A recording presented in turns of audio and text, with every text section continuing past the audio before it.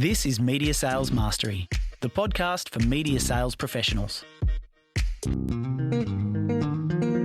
In each episode, we bring you information, insights, ideas, and interviews from some of the industry's top thought leaders.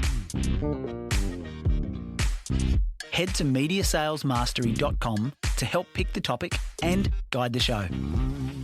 This is Media Sales Mastery, the podcast for media sales professionals. I'm your host, Jamie Wood, and our topic today is launching a new product to market. A new product launch is a pretty broadly defined set of activities, really. It could be anything from launching a completely unique, disruptive media platform in the market. It could be rolling out a new feature, a program or show, or it could even just be a simple refresh of how you actually package and position your existing asset base and product suite in the marketplace. In any of these scenarios, going out to the right customers with the right message in order to generate interest and desire for the new product offering is really critical to your revenue success. In my experience, this is probably one of the most challenging activities that a media salesperson can undertake. The risks are really high, both to reputation and to revenue. But if you get it right, the rewards are significant as well. Now, our expert for this episode is Nick Randall, co-founder of Ranieri & Co. What was really cool is we were able to conduct this interview in person in his office down in Melbourne. Nick is kind of the guy to speak to in this very particular skill set of launching new products. Just looking at some of his experience in the last kind of 5 to 10 years, he was the National Sales Director of Fairfax Radio, where he was tasked with refreshing their entire commercial proposition to make it more agency-friendly, launching Whooshka, the very podcast platform that this one's hosted on, and as Chief Revenue Officer of Tribe, the influencer marketing platform, which has created an entirely new media category. The current role he's in now is also really interesting too, and we really reflect on, some of the challenges that he encountered in his experience, but also at a day-to-day level, what a media salesperson can experience. It's going to be a great episode. Let's jump into it now. The first 5. Nick, welcome to the show. Thank you for having me, Jamie. Obviously, what's interesting to me is you seem to have carved out a bit of a niche in sort of launching new products and propositions to market. I want to know, is that something that happened by accident or by design? Jamie, very kind of you to say that, but I'll be very honest and say that it was an accident to begin with. Definitely accident, or I'd probably say a better way to describe it was necessity. Definitely through my time at Austereo and then at Fairfax. And then as I moved into Whooshka and Tribe, definitely by design, because you kind of figure out what is the secret sauce of creating new products and getting those to market and testing it and whatnot. But definitely out of necessity and starting with the kind of challenges you face as a sales manager or sales director, and one that comes to mind straight away is running out of inventory once, right? And that was with Hamish and Andy. We'd ran out of what you would call your kind of traditional formats of sales, so your live reads, your 30-second spots, and your promotional inventory. And we had to create a segment within the show that we could then take to market. Now, literally, that was out of necessity. We had a brief for a chocolate company. It was a lot of money at the time, and we were going to lose it if we didn't come up with a solution. And that was creating an in-show kind of integration piece that was no commercial airtime whatsoever that we were able to sell. Then off the back of that, we saw that it worked and it got traction commercially, and we were able to spin that up into a business model. It's interesting because we were also talking about, maybe when you were heading up the sales arm of Fairfax and some of the challenges around, what was a traditionally direct-facing kind of sales team, trying to get that relevance in the agencies, trying to commercialise that 40-plus audience, which, I think radio stations around the world have that problem of showing the relevance and value of that audience to the buyers. And I think that was an interesting sort of time to reflect on too, where I think, it seemed like you had a bit of a remit for change there. Well, we did. And again, that was a situation where the cost line was hitting the revenue line. Right? So that's real necessity. And what had happened is that over time, the Fairfax radio stations, which, AM News Talk, had kind of moved away from the agencies. Yep, great, really powerful direct business, but was re-engaging agency folk, and the average age of an agency planner or buyer is probably mid to late 20s, and you're talking about sort of over 40s. That's been quite generous. Like we're a radio network that was literally sort of 50 plus. So kind of finding a way to re-engage the agency market, that was a real challenge. And whether it was a new product or kind of sort of a remarketing effort. I think it sort of leaned more on the remarketing effort, but we had to find ways that could actually re-engage that audience that we'd kind of ignored, and that was the agency business, because it's such a big, part of your revenue, and Fairfax, quite frankly, had ignored it for some time. So we had to find things that were relevant, and funnily enough, it actually was podcasting. At Fairfax. And one of the great things that news talk stations do is they tell stories and they create change. And whilst on the kind of terrestrial signal that probably wasn't so relevant, I guess, for the agency market, when we were able to spin that up as a podcast, as a digital proposition, it got a lot of interest. So again, that was out of necessity. And then more in terms of the work that we did at say, Wooshka or Tribe, we were constantly inventing and finding what worked on the go all of the time. And then if it did work, we would spin it up into a bigger sort of commercial proposition. So you've got a bit here that's like, we had to innovate in the core product out of necessity. Then we're getting into these completely new propositions in market where product innovation or a new proposition is just part of the sell, because it's actually a new innovative product. I want to know from your perspective, because the people listening to this, as we've sort of said, is really those people finding their feet in the industry, people in their first 5 years. And I want to know, what are the main challenges, obstacles, pitfalls, issues that media salespeople are likely to encounter when trying to launch a new media product to market? I think first and foremost, that I'm a really big believer in getting the fundamentals right in the sales team. So that's your customer success circuit, how you go about your acquisition, and I'll get more into the kind of the pitfalls of new product innovation. But I think sometimes we can get a little too obsessed with what's the change, what's the new thing that's going to really disrupt, when I'm a really big believer in actually what do we know will be consistent, and spinning up a business model out of that. And that's where I think that, combined with getting your fundamentals right, is where you create really, really kind of solid innovation. I think, and when I talk about fundamentals, there's so often, I think we look a little internally as a media kind of organisation, when really it's kind of four things. Be obsessed about the customer, constantly invent around your core proposition, think long term and be patient, and then when it comes to the kind of execution, really focus on that operational excellence. I think those kind of the four fundamentals that are often overlooked. Getting into the kind of obstacles that you'll face when you are launching new products, I guess first and foremost is inertia, right? And so that can be an inertia internally. You've got to win over the programming team or the content team, stakeholders, departments, marketing, PR, etc. That you want to create this change, and then you look at that, that's kind of the internal sort of battle that you have. The external battle is always trying to distinguish between what's noise and what's actually real signal from the market. So, and you can have conversations with people and they can be telling you, this is absolutely fantastic, I really see the value in it, but no one's going to buy it, right? But the kind of real signal is people actually putting an order in or saying, look, I want to actually trial that. And it's kind of being able to distinguish those two.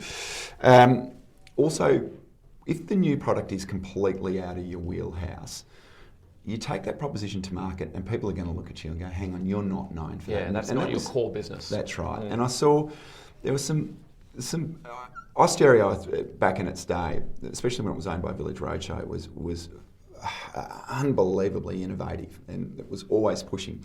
But every now and then it'd take a step too far, and you take something to market and the market just wouldn't accept it because you just weren't known for that. And so it's just kind of making sure whatever you do, it's not too far out of your wheelhouse.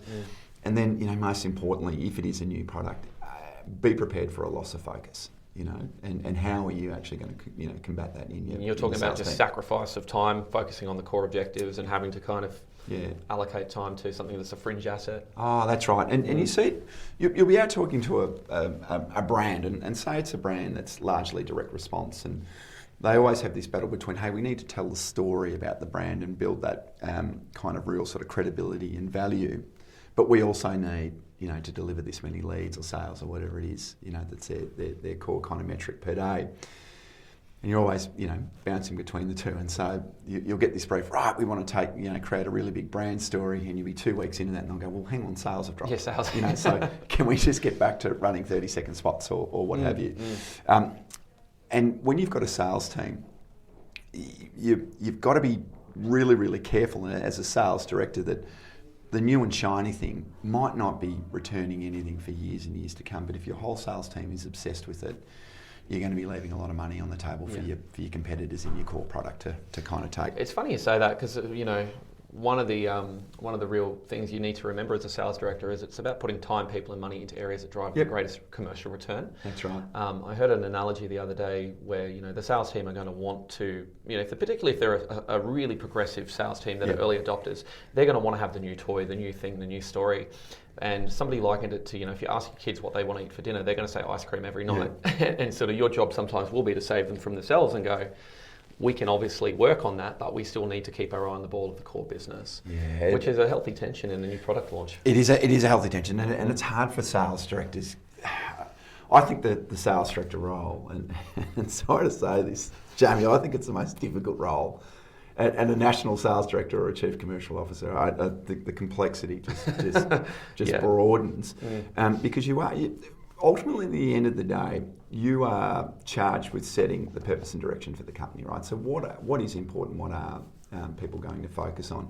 And sometimes that is, well, most of the time, actually, that's not the sexy stuff. It is actually, it's that word, a really hygienic, sales process, and that's not sexy. That's about making sure how you're acquiring customers, understanding their needs really deeply, and then creating a solution that actually fits that. And often that solution probably isn't the new, the new shiny new product. Well, and this is the thing. And so let's jump in and get a bit more microscopic about some of the different elements of a new product launch. Yep.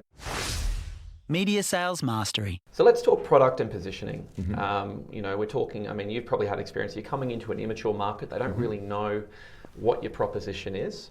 They don't really know about what it is. You've got to educate them. So how do you sort of arouse curiosity around a business issue that potentially people haven't even recognised they have yet? Yeah, that's really tough, right? Because the plus side of that is that if you are in that space, you're creating a category, right? So that means you can set the price, you can set the parameters of what value looks like, etc., and you're the first one in there, right? And that's the absolute benefit and the kind of beautiful clear space or blue ocean that you're going into, right? The problem is there might not be a need yet, and you've kind of got to create that need, and that's kind of that first step, within the product and positioning. What is the need, whether it's right now, right in front of that client, or will be really apparent soon? What is that need, and how are you going to create that, and how are you going to define that? And you need to spend a lot of time kind of establishing that, and then finding, the ideal customer profile for that. And at Tribe, we had an amazing platform, like the number of influencers who actually were genuinely customers of that particular brand that was now on the platform. So you had that authenticity kind of pre-built into the platform. You didn't have to manufacture it. But what we also had was this amazing amount of content that was kind of wasted all of the time, right? Like that was, it was bought, it was used for 30 days as the influencer, ran that particular post, but literally you're talking about an engagement period of literally a day or two, right? Given the nature of Instagram. But off the back of that, we saw all of this content and thought, well, why can't the brands actually purchase that and use that for their own, marketing above purposes? The line media. Yeah. And like that to us was a solution that we thought, this is going to change the game. You can get your customers to, create your marketing content essentially. And given the capabilities now to create content, we were seeing stuff that, only studios could deliver a year ago. But still, we had to spend so much time finding the ideal customer profile. So who was that actually had that need? And it wasn't in the marketing team, and it wasn't in the media team, it wasn't in the agency. It was actually the digital, product person and the digital marketing manager who was pumping out 20 ad sets every week, who was constantly wanting to refresh the creative. Now, that took a long time to find that particular person or that particular role, and and therefore they had that need. But even when we were talking to them, we were saying, surely you need all of this new creative, and they're like, oh my God, no, well, I don't need any. You're an additional disruption or distraction. When I just need to get this out. And Yep. that then led to, well, what if we actually were able to not only generate beautiful content, but also create the ad units for you? Bang. Then we have a really kind of compelling proposition. It's a that's very new. really cool point to hang on, because I dare say in that scenario you've got the tribe commercial proposition, but only after going into market a few times, getting some test and learns up, did you actually realise there's this whole other commercial opportunity with the content syndication off the back? Yeah, absolutely. Well, let's talk about a go-to-market strategy, if you will. Like, what does it look like in terms of, you said ideal customer profile. So what's the process around identifying, selecting, targeting who you think are going to be those P1 customers for your new proposition? Yeah.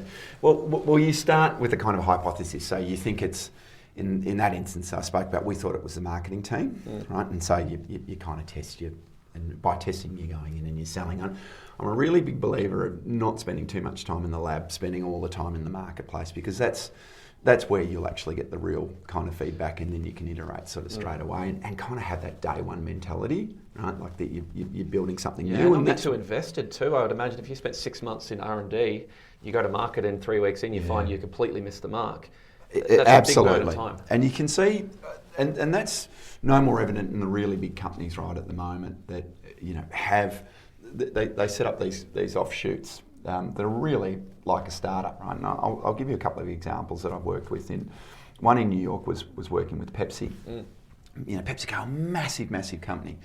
But what they have created is this incubation hub that does not sit inside Pepsi. It sits inside a WeWork. They starve it of money, so they're scarce resources. Correct. They pull all the resources away from them. So they've got to create everything from packaging to marketing with not a lot of money, right? And that's where they get that innovation. And when that works there, they bring it back into the mothership, if you like. So point around that is just constantly experimenting, constantly A/B testing and seeing where you're getting real kind of market signal, that people are going to buy into it. But you want to start with what you think the addressable market is. Yeah. Like what sort of, like how big a problem is this that you're about to solve? And then you can start getting some rough metrics around it, because in any instance, whether it's the finance manager that's going to be signing off on this, or the CEO or whoever, they're going to want to see what's kind of going to be the return on investment, time to money, what's the execution risk, etc. Right? And you need to be able to answer that, and starting with the addressable market's the best way. Well, let's talk about the market testing phase. So, before we get the CEO to sign the dotted line and give us 150, 200 grand to go and invest in this new product, what does the testing phase typically look like? How do we know what our market positioning is going to be? How do we know if our messaging is correct?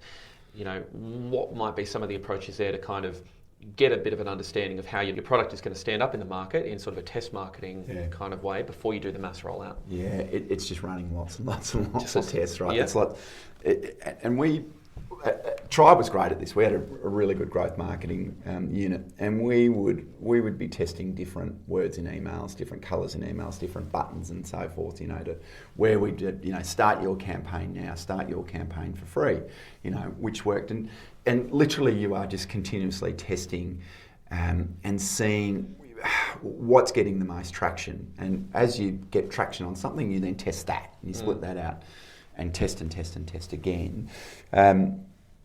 But really, ultimately, you're looking for signal back from your target market, and what are they leaning into, and that's everything from open rates of your emails, all the way through to actually starting a campaign or requesting a booking, whatever it might be. Yeah.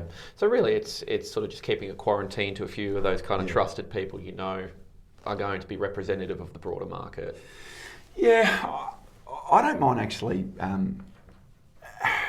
I don't mind pushing it out to a number of different test groups, okay? And so you can compare. You've got a control group, and so you never want to launch everything on your total market, right? Because if you've got to roll something back, you'd rather roll something back on 5% of your audience than 100%.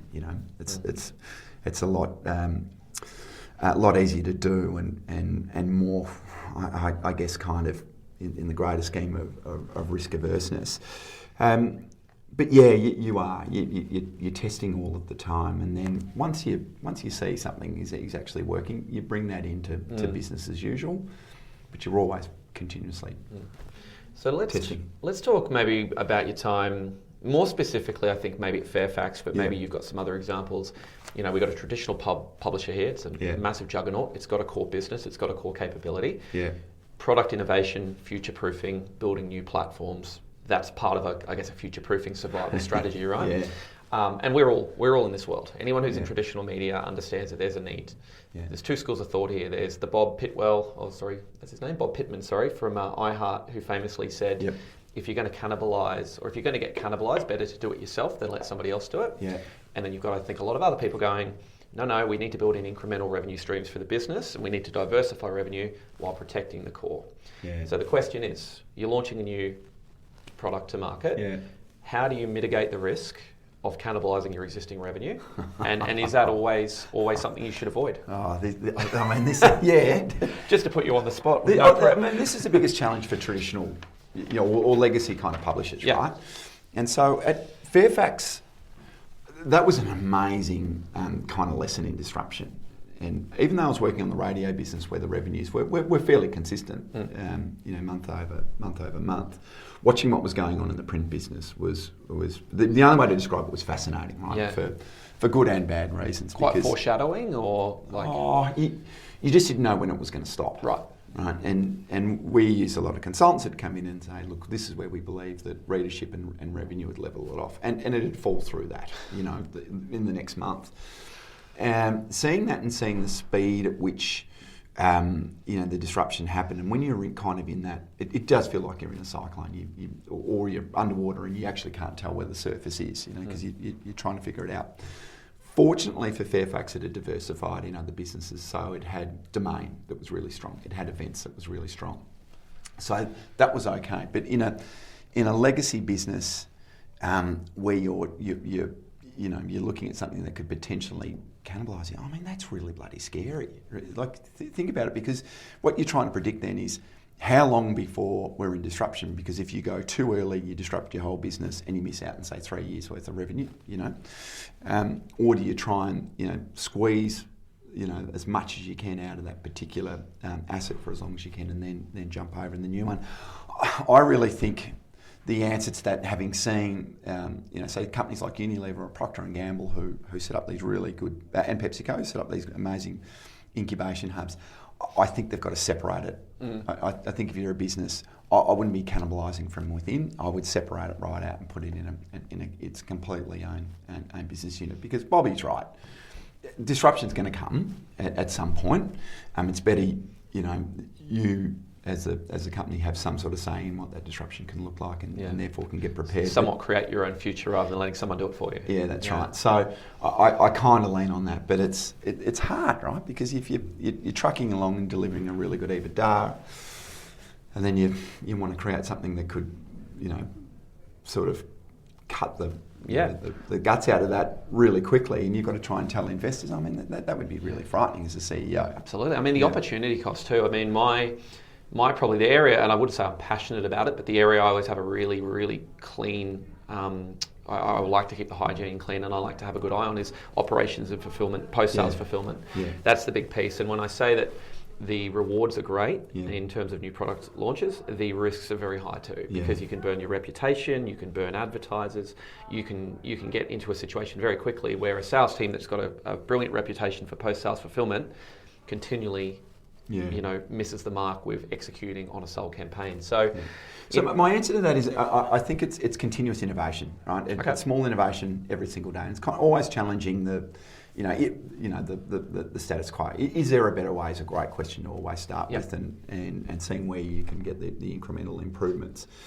Okay, so you're saying, and to hang on that, so you're saying, rather than doubling down on this massive new change and this new product that's completely new, somewhat just try to innovate within your core and just step it out? I think you should, there's kind of two tracks to this. If you can see that things are going to change, right? And so let's take the radio business right at the moment. You have streaming, you've got podcasting and so forth. If all of a sudden ARN said, hey, we're going to switch off, we're just going to go straight to streaming and straight to podcasts, you'd be leaving so much money on the table. That just does not make sense. But if you're continuously innovating within your core product all day, every day, and just finding those incremental improvements at the same time, taking an investment like you have in, say, iHeartRadio, that's really smart, right? Because you not only your business of today is going to be in good shape and continuously getting better, but the potential business of tomorrow you've also hedged your bets on as well. So I would always have some part of the business that is kind of right out on the frontier, because look, Ranieri & Co, right? Like we're Wondery here in Australia, and we've got a massive audience, great first party data, but we are still, we're going okay, but I think we should be going a lot better, because still I look at a lot of the way that media is bought, and it's still, largely going, by kind of publisher channel. Yeah. Which says to me there's probably a few more years, to go before it completely, crosses over. But if you're sitting inside that traditional publisher, you're probably looking at Ranieri & Co going, these guys are going so fast, they've got amazing data, all this sort of stuff. Well, like, why aren't we there yet? You know what I mean? And I just be conscious that the grass isn't always greener on the other side. Oh, look, and I think, you lead on to kind of our last point on this topic, which is all around, going out to market with a new proposition. I mean, I think you'd be hard pressed to find any agency that doesn't say they want innovation, they want first to markets, they want new opportunities to bring to their clients to excite them. How much of those are bought? Well, this is my question, because I think at the same time as you're getting a lot of that, and this isn't, I'm not sort of commenting specifically on agencies. In general, I'm talking about clients as well. Yeah. Clients want proof points. Clients want case studies. They want to build in, if you will, different ways to validate any sort of investment in new media and have sort of their risk mitigated there. So, I guess that's a healthy tension that exists in new product innovation, and you're sort of right at the, I'd say you're at ground zero at the minute for that. How do you navigate those kind of combos?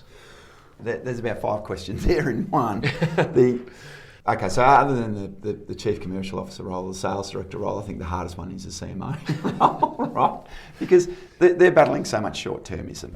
And what have we got right at the moment? We've got the coronavirus. We've just got out of the disruption of bushfires and so forth. And the new norm seems to be that we are always going to be dealing with a climate kind of change issue and something else, right? At the same time, you've got so much pressure. So you're looking for the short-term thing that will, get sales in the door or move the needle on whatever KPI it is that you have to all the time. So balancing that kind of context switching all of the time between your short-term, demand, and then, long-term, so that you can basically create a more sustainable business and so forth. And you've got a long-term strategy. I think that's probably more the point right at the moment that we've got to, kind of handle or get a grip on. In terms of the problem I see sometimes with new product innovation is the expectation that is placed on that is just ridiculous, right? It's got to deliver X amount of revenue by month 2 or month 3, and you think, well, hang on, you just don't know. Like, you could be killing a really good idea just for the sake of trying to hit a revenue number, when really what you're trying to find out is, hey, what is this need that we haven't tapped yet that could be this huge addressable market? I think that's kind of the bigger sort of tension. It's a good point, because, I think, and I'll cross-promote another podcast we just did that's getting released with Adam Hickey from Icon, who's the agency director there, and he said, agencies wake up every day really wanting to look at how they can help their businesses grow. Yeah. So, business growth is kind of objective numero uno. Yeah. And I think in media we can get a little bit... sometimes a bit enchanted by new products, because it's a new story, it's a new reason, it's a new VBR, it gives us that edge over the competitors. And so the filter is, to your point, how do you kind of balance between, having this client sort of selling a vision of the future, but being really realistic about what's achievable right now? Yeah. Sometimes I wonder, though, how much of those are actually truly bought, right? And what's kind of the value proposition there? Is it more about actually... demonstrating innovation and pushing innovation within your team, which is fabulous, right? And therefore, if it's doing that, then tick. But getting back to that kind of customer obsession, which is what you're talking about, and I think the agencies, at the moment, that'd be really challenging, right? Because, like, imagine working on a big retailer, right at the moment, and trying to kind of predict, not the second half of the year, but what's going to happen at the end of March. The outlook of this quarter, And that's kind of really hard. But I think first and foremost is make sure you whatever it is that you've got, whatever the product is delivering on those needs, and then that you are also showing that you've thought a little bit deeper about it, and you've bent or you've created something accordingly. I think that's I agree. Way to handle it. And I think if we think about this audience too, I mean, one of the real tenets of certainly in my 7 or 8 years of running teams has been that you do go to market with new thinking, with innovation. It somewhat creates a halo effect around your team. Now, oftentimes that actually translates into people just feeling emotionally better about transacting with you on a straight buy. Yeah. Because they go, look, these guys are smart, they're progressive, they're always bringing new thinking, they seem to really care about the business. Therefore, when the opportunity comes to invest, they're my partner of choice. Yeah, so it's probably not worth missing that either. But mate, we're going to jump into the next topic.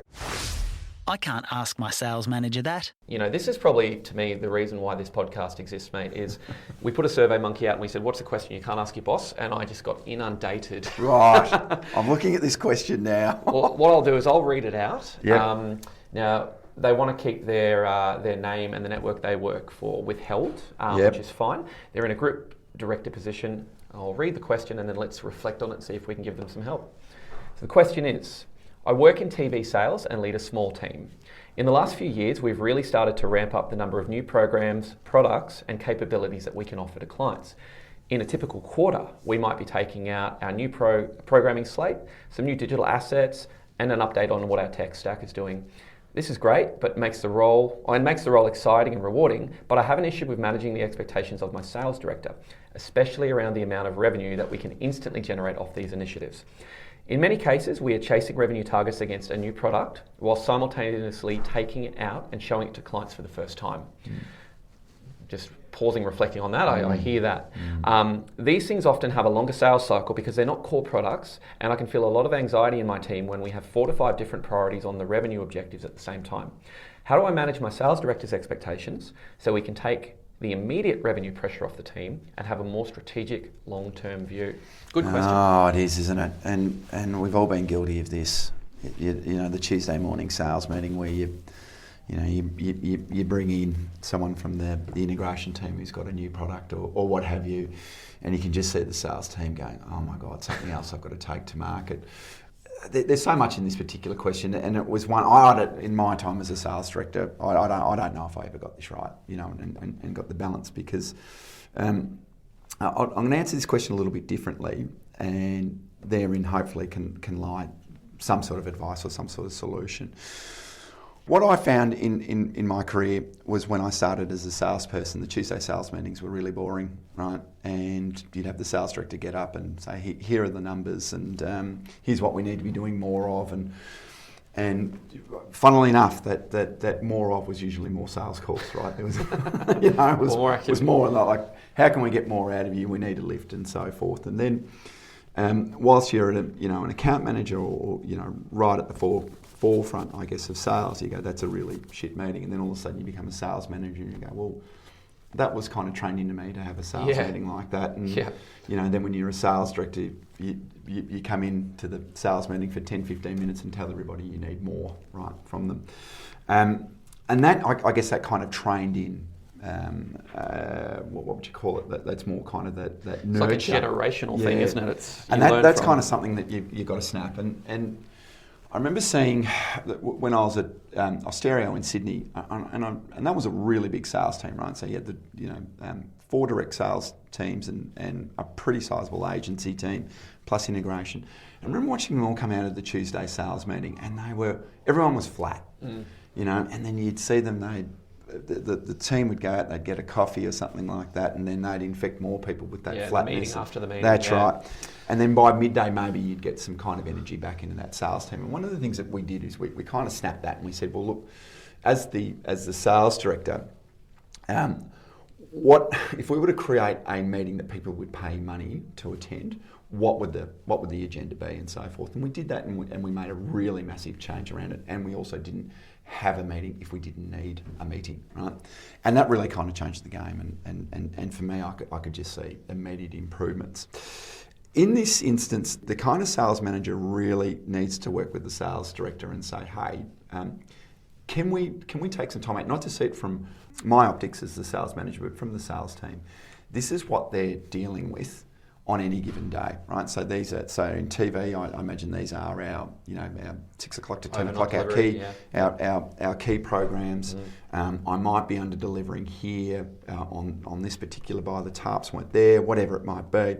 Plus, we're also lettering in these new products that they've got to take to market. I don't know if these new products are going to work, so I'm feeling a bit nervous. Therefore, that's also coming out when I present and so forth. So, really, the job of the sales manager is to bring the sales director to the challenge, which is actually seeing it through the account manager's kind of viewpoint. And that would kind of be how I'd answer that question, is bring that to them, because as the sales manager, you've got to manage the expectations up, and it's hard because you don't want to seem negative and say, well, hang on, mate, we've got too much going out the door, but at the same time, you've got to give a real viewpoint. I'm a really big believer in actually bringing the person to the challenge and seeing so that they can see it from their point of view. But really, what I think here, this is kind of at the end of the day, the sales director and the sales manager need to work together on a kind of sequencing sort of issue here. Like, what is the absolute real priority? And then just make sure that we, at any given time, if we are going to be introducing something new, what is something that we can relieve? Yeah. If we're, like I'd always say this, if we're going to implement a new process, what 4 processes will it take out? What will we repeal? Yeah. That's a good point, because I sort of reflecting on this thought the same thing. I thought, on any given day, particularly in the agency market, the demands of that right now, as I say to my guys, is you've got to be built for pitch. You've got to be able to respond to the market at a high level quickly and beautifully package it. And if you're not doing that right, any other priority over and above that is not going to land. Yeah. But I think on any given week or month, there really are only about 3 to 4. We only have bandwidth to do 3 to 4 things really well. Yeah. So to my mind, what you were saying there, I thought the same thing. I thought let's just think about it pragmatically. Go, what 2 or 3 initiatives or products represent the greatest overall return? Yeah. Let's prioritise those and let's park these for the minute. Yeah, and if you've got competing priorities, that's where it gets really difficult, because usually it's who's the loudest in the room. Yep. You know what I mean? That they'll actually listen to. Is it the sales director? Is it the head of content? Is it the national sales director? And if you're not aligned, this is where you get all sorts of noise, and the sales team actually are completely confused. Oh, 100%. I saw this a lot with, the kind of scaling up of these big integration teams, right? And you really saw the kind of capability of the sales team to be able to read the play and kind of call the play as to what the solution was or was required. That was kind of lost, because you get the brief, you bring it into the integration team, it'd go through the integration team, it'd come back, and then the account manager would go out and present it, and if it didn't work, it was the integration team's fault. Whereas what it should be is the salesperson should largely be so close to the client, they know exactly what's going to work, and they should be directing the kind of play, because when you win sports rights, like, it's great, guys, we've just won the AFL, or we've got the NRL, or we've got cricket. Now you've got to go out and sell all of this, and unless you have people that are absolutely, genuinely passionate about that particular genre and see the upside, you are going to be battling so much inertia. I saw it at Fairfax. We won cricket, right? And first time it had been outside of the ABC forever. And I took it back into the sales team and said, hey, we've just won cricket, over summer, which is usually an off-peak time. Yeah. We're going to have all of Here's our silver bullet, so hit that December, January number. And the whole sales team were like, oh, God, that's so much more work, like we're just getting through right at the moment the kind of repositioning of the Fairfax radio network, and now you're layering in cricket. Is that kind of the new sort of way of Fairfax radio network? And what I'd realised, I hadn't done the right job in terms of setting it up and kind of sequencing it and explaining why this was actually going to drive our strategy. But look, to answer it, I think that the sales manager has got to bring the sales director to the challenge and kind of say, hey, every single day right at the moment, this is what our sales team are going through. This is what they're battling, right? And once they understand that, I think things will start to change. I think so too. I think that's great advice. I mean, I keep coming back to that whole piece around, good sales strategy is about sacrifice. What are we sacrificing here? Because we're trying to be all things we're trying to go out to market with multiple different products, messages, etc. What are the one or two things that are going to actually represent the greatest overall return? Yeah. Okay. Well, And give the sales team that opportunity. They're kind of going, hey, this is what we have available. When you're actually creating the solution, what do you believe is actually going to work? And see it as these are your instruments of trade or your tools of trade, right? Therefore, the approach to them is not, oh, hang on, this stuff's getting pushed on me. It flips to being, this is the stuff that I can actually access. It's a great point. I really think, there's two schools of thought, but I think that some level of co-creation from somebody who's plugged into the market with these new product people, that's a non-negotiable. Yeah. You've got to have somebody at the coalface who's actually selling. There should be a gap there. And has that client orientation.